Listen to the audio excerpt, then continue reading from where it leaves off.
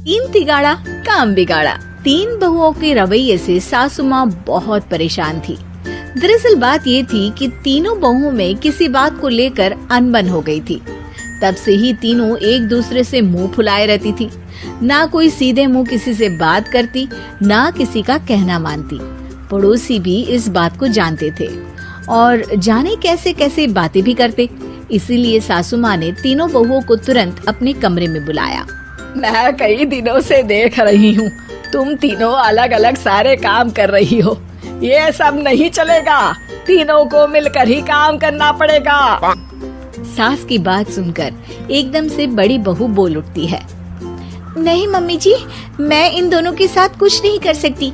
मैं इस घर की बड़ी बहू हूँ, फिर भी ये मेरा कहना बिल्कुल भी नहीं मानती। अरे जेठानी जी, जानबूझकर मुझे डबल काम करवाती है आप। और छोटी मुझसे टेढ़े मुंह ही बात करती है। इन दोनों के बीच हमेशा सैंडविच बन जाती है मेरी, और मैं हमेशा आलू की तरह बीच में मसली जाती हूँ। मम्मी जी, इन दोनों को लगता है कि मैं छोटी हूँ तो इनके पैरों तले दब जाऊंगी, लेकिन नहीं, मेरा भी उतना ही अधिकार है जितना इन दोनों का है। बड़ी आई दोनों मेरी चुगली करने के लिए, मुझे क्या कम समझ रखा है।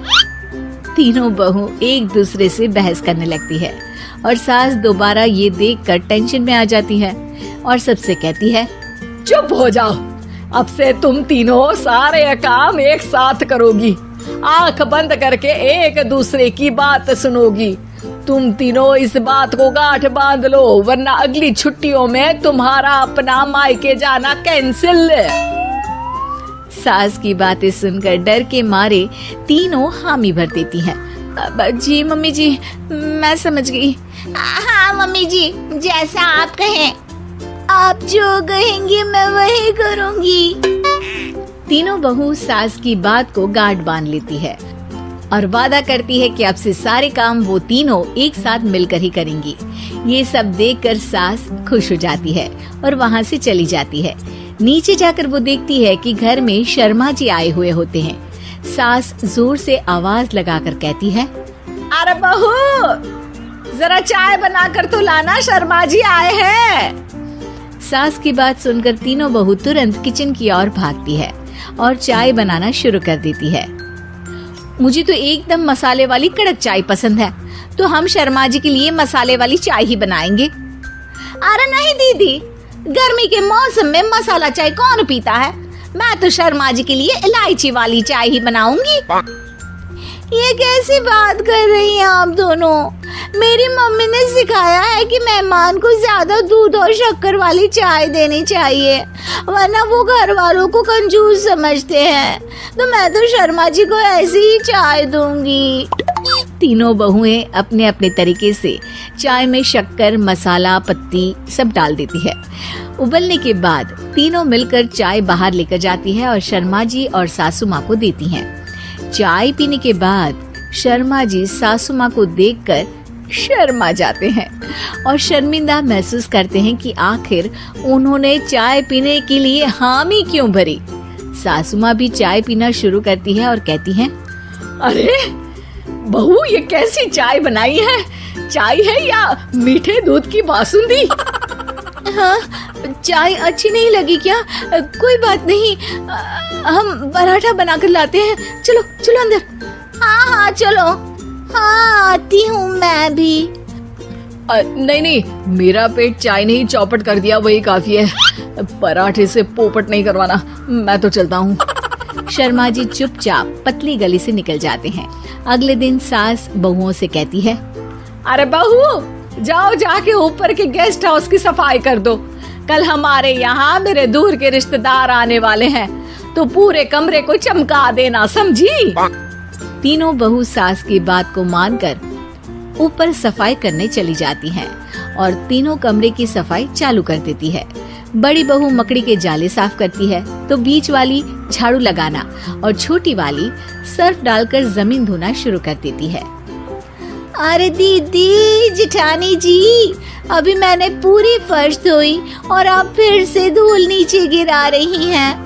और मछली जेठानी जी, आप बिना झाड़ू की धूल यहाँ छटक रही हैं। अरे तीनों को साफ करना है, एक साथ सफाई करते हैं ना।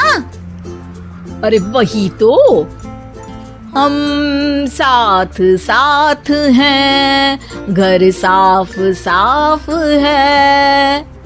तीनों बहू ऐसे ही काम में उलझ जाती है और 2 घंटे तक एक ही कमरे की सफाई करती रहती है। बहुत देर से अपनी बहुओं को ना देखने के कारण सास ऊपर कमरे में उन्हें देखने जाती है, लेकिन कमरे में घुसते ही वो गीली फर्श पर फिसलने के कारण नीचे गिर जाती है।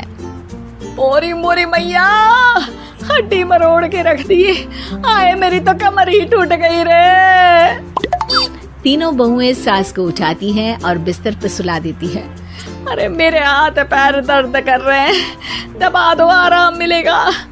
हाँ जी माँ जी। अरे जी माँ जी माँ जी।